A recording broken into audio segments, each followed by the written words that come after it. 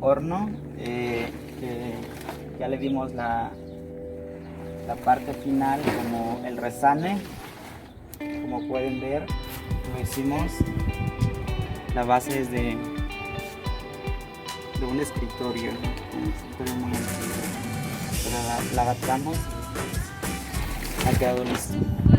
Ya después, como en 15 días, pueden como quitar esta como la parte de la cimbra para hacer digamos como el domito. Se le quita esta parte y ya pueden empezar a usar. Inclusive le pueden dar el último curado. El último curado cuando ya esté seco, ¿no? Porque a veces empieza como a tener grietitas y ya con una pastita más fina y empezarla a resanar, ¿no? Es como hacerle una lechería y ya.